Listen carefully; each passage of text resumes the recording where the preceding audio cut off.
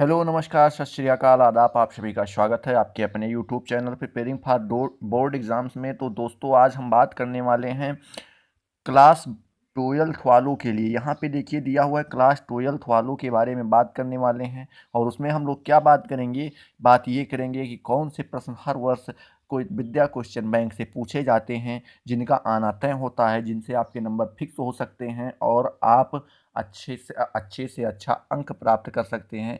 तो आज हम बात करेंगे केवल और केवल सामान्य हिंदी के बारे में कि सामान्य हिंदी में अगर आप विद्या क्वेश्चन बैंक से पढ़ रहे हैं तो आप क्या पढ़ें, कैसे पढ़ें और कौन कौन सा पढ़ें, किससे कितने नंबर मिलते हैं, ये आपका जानना बहुत ज़रूरी है।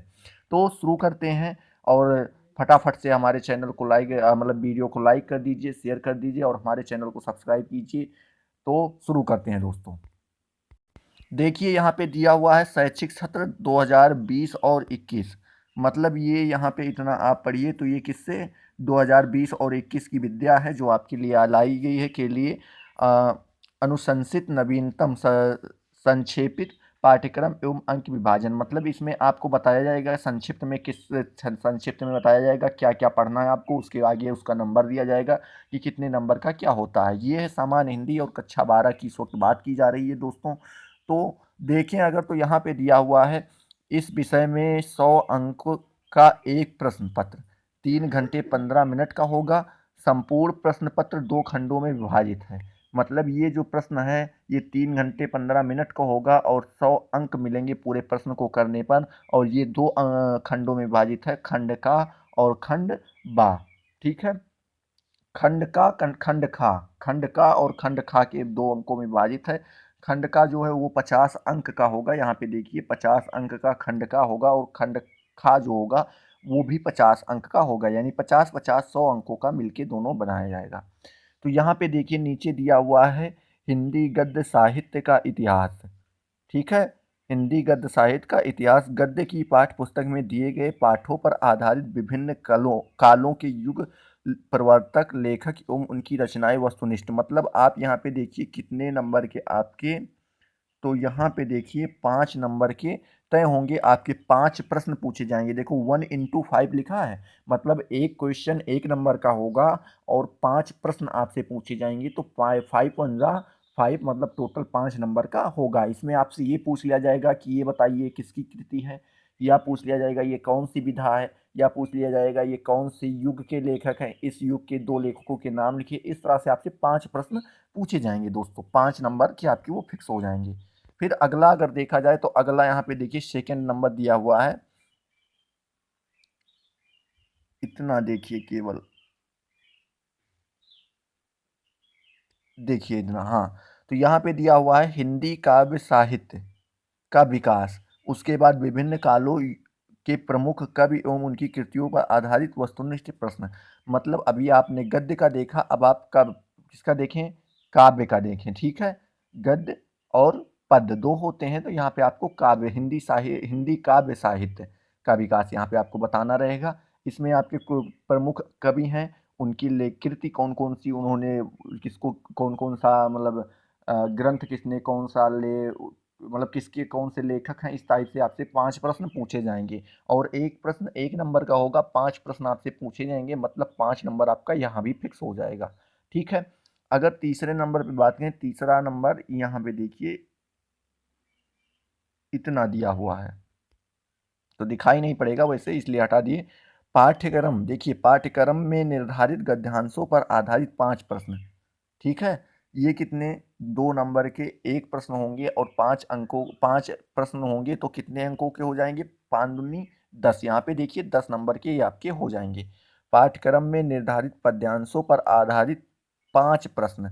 मतलब ये 5 प्रश्न आपसे कहाँ से पूछे जाते हैं, वो जो आपको दिया जाता है कि एक दे दिया जाएगा काव्य, उसको पढ़ो, काव्य या फिर गद्य, जो कुछ दे दिया जाए उसमें से आपको, दोनों में से, गद्य में से भी आता है पद्य में से भी आता है, तो आपको वो दे दिया जाएगा, पढ़िए, बताइए कौन से, इसके संदर्भ कीजिए, इसकी व्याख्या कीजिए, और ये सब जो करके आता है वही आपके 5 नंबर, वो 10 नंबर उधर 10 नंबर उधर आपके फिक्स हो जाएंगे। ठीक है, उसके बाद देखिए प्रश्न नंबर 5 यहाँ पे दिया हुआ है, ये इतने में है, ये का और खा करके दिया हुआ है, 2 में दिया हुआ है तो का दिया है। पाठ्यक्रम में निर्धारित लेखकों का साहित्यिक परिचय एवं कृति अधिकांश शब्द सीमित 80 में लिखिए। मतलब आपको इसमें क्या लिखना रहेगा, लेखक का जीवन परिचय लिखना, साहित्यिक परिचय लिखना रहेगा और उसके बाद उसकी कृतियों के लिए लिखना रहेगा। तो साहित्यिक परिचय में आपको 3 नंबर मिलेगा और अगर उसकी कृतियां भी लिख देते हैं तो आपको 2 नंबर, मतलब 3 + 2 5 नंबर का, ये आपका 1 हो जाएगा। दूसरा यहाँ पे दिया हुआ है पाठ्यक्रम में निर्धारित कवियों का साहित्यिक परिचय एवं कृतियां। मतलब यहाँ पे आपको बताना रहेगा कि पाठ्यक्रम में निर्धारित कुछ कवियां आपको बता दिए जाएंगे, उसमें लेखक थे। देखिए, गद्य के लेखक होते हैं और पद्य के क्या होते हैं, कवि होते हैं। तो यहाँ पे देखिए, पहले आपको लेखकों के बारे में बताना रहेगा, फिर अब आपको कवि के बारे में बताना रहेगा। वो भी देखिए 3 + 2, मतलब अगर आप केवल साहित्यिक परिचय देते हैं तो आपको 3 नंबर और उसके साथ अगर उनकी कृति भी जोड़ देते हैं तो आपको 2 नंबर और, यानी 5 नंबर आपको मिल जाएंगे। ये सब आप अपने विद्या क्वेश्चन बैंक में देख सकते हैं। अगर आप विद्या क्वेश्चन बैंक से अध्ययन कर रहे हैं तो आपको करने में सरलता होगी और आप यह वीडियो देखिए और इससे लाभान्वित होइए। इसी के अनुसार आप पढ़ाई कीजिए। सब कुछ पढ़ना जरूरी नहीं होता, वही पढ़िए जो आपके एग्जाम में पूछा जाना है, क्योंकि आप ज़्यादा चीज़ याद नहीं रख सकते हैं। ठीक है, तो यहाँ पे देखिए क्वेश्चन नंबर 6, यहाँ पे देखिए क्वेश्चन नंबर 6 और 7 दो पे हो गया है।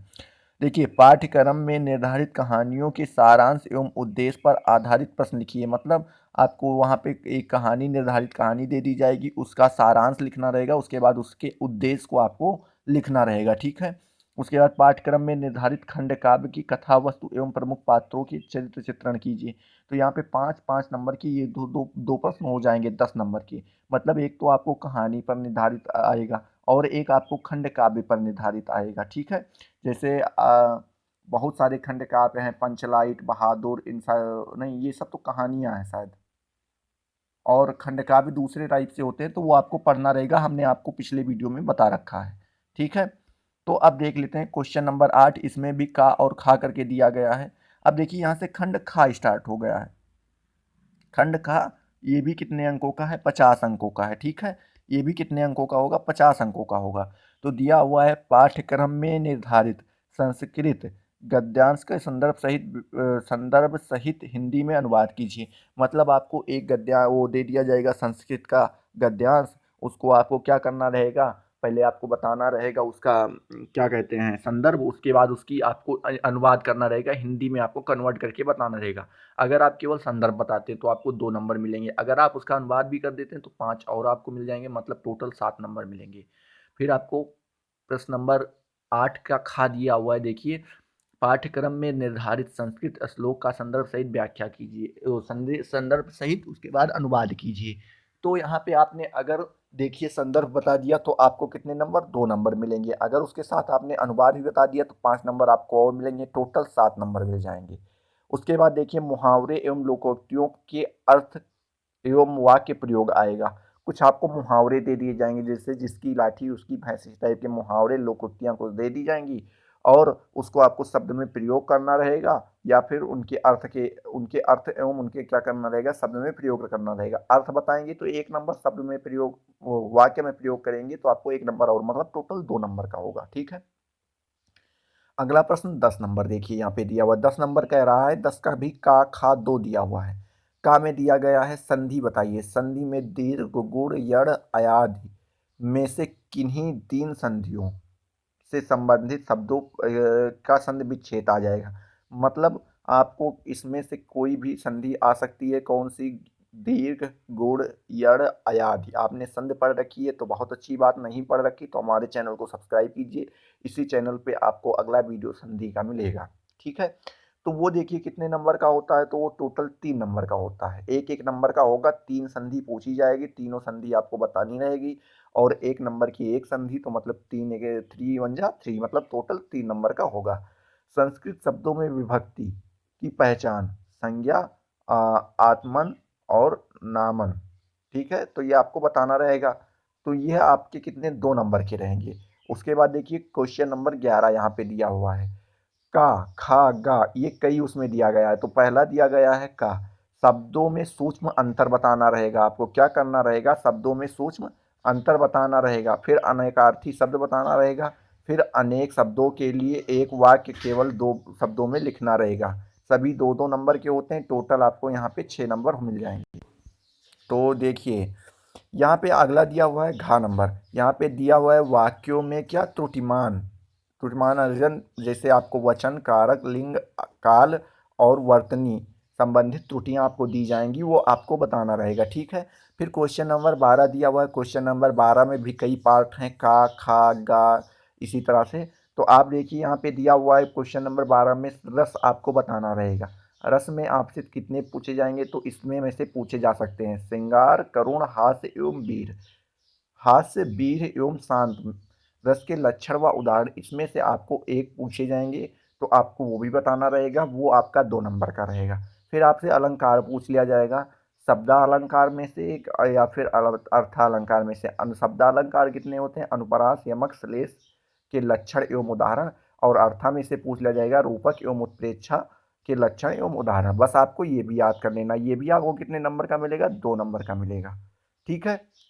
अगला देखें गा नंबर। तो यहाँ पे पूछा गया छंद, मात्रिक, चौपाई, दोहा, सोरठा, कुंडलियाँ और के लक्षण एवं उदाहरण। ये भी आपको कितने नंबर के, 2 नंबर के दिए जाएंगे। तो आपको ये भी करना रहेगा। तो आप बस ऐसे मोटी मोटी पॉइंट, मोटा मोटा चीज़ पढ़ लीजिए, ज़्यादा पढ़ने की वैसे ज़रूरत नहीं है। फिर अगर देखें क्वेश्चन नंबर 13 यहाँ पे दिया हुआ है पत्र लेखन पे। तो आपको पत्र लेखन में से कोई भी चीज़ दे दी जा सकती है, जैसे नियुक्ति आवेदन पर, बैंक के किसी व्यवसाय के लिए ऋण प्राप्त करने का आवेदन पत्र, अपने नगर या गांव की सफाई हेतु संबंधित अधिकारी का प्रार्थना पत्र। आप इतने में से तीनों चारों में से आप याद कर लीजिए। ये आपके टोटल 6 नंबर के आते हैं। सबसे 6 नंबर, और सबसे बड़ा क्वेश्चन आपका आखिरी क्वेश्चन होता है 9 नंबर का। ये होता है आपका 14 नंबर क्वेश्चन। आखिरी क्वेश्चन आपका 14 नंबर क्वेश्चन जो दिया हुआ है ये होता है। और ये दिया हुआ है निबंध लिखना रहेगा आपको किस पे से, या तो विज्ञान या वाणिज्य, शिक्षा, कृषि, सामाजिक, राजनैतिक, चेतना पर आधारित, जनसंख्या, स्वास्थ्य, शिक्षा व पर्यावरण से संबंधित आपको लिखना रहेगा। ये टोटल आपका कितना, 9 नंबर का रहेगा। तो दोस्तों आपको इतना तो समझ में आ ही गया होगा कि आपको क्या क्या पढ़ना रहेगा। अब आप क्या कीजिए, इसी में से आप अपनी विषय सूची उठा लीजिए। विषय सूची यहाँ पे देखिए, जैसे ये दिया हुआ है, ये आप हम विद्या क्वेश्चन बैंक से आपको बता रहे हैं। आप अपने विद्या क्वेश्चन बैंक में देख सकते हैं, 20-21 वाली विद्या क्वेश्चन बैंक है ये। इसमें खंड का दिया हुआ है, इसमें आप देखिए। और इस तरह से आपकी क्या दी हुई है, यहाँ पे पूरे विषय सूची दी गई है। पूरा किस तरह से आपको क्या क्या पढ़ना है, कैसे पढ़ना है, क्या क्या है, कौन से पेज नंबर पे क्या है, और यहाँ पे पूरा आपको ये चीज़ें दे दी गई हैं। देखिए, एक मिनट, इधर देखिए, इधर आपको पूरे नाम दे दिए गए हैं। फिर इधर आपको क्या दे दिया गया है, पेज संख्या दे दी गई है। ठीक है। यहाँ पे देखिए आपको 2-4 में मॉडल पेपर भी दे दिए जाएंगे। लास्ट में आपको क्या करना रहेगा, मॉडल पेपर को सॉल्व करना रहेगा। तो दोस्तों हमें जहाँ तक लग रहा है कि आपने काफ़ी ज़्यादा एंजॉय किया होगा इस वीडियो को, और आप इसी तरह से तैयारी करेंगे। समय बहुत नज़दीक है, पेपर होने वाला है। आप एकदम से सब कुछ तो पढ़ नहीं सकते, तो आप ट्रिकी पढ़ाई कीजिए और उसके बाद अच्छे से अच्छा नंबर प्राप्त कीजिए। हमारी ऊपर वाले से यही कामना रहेगी कि आप अच्छे से अच्छा अंक प्राप्त करें। और चलिए तो फिर अगले वीडियो में मिलते हैं। तब तक के लिए जय हिंद, जय भारत।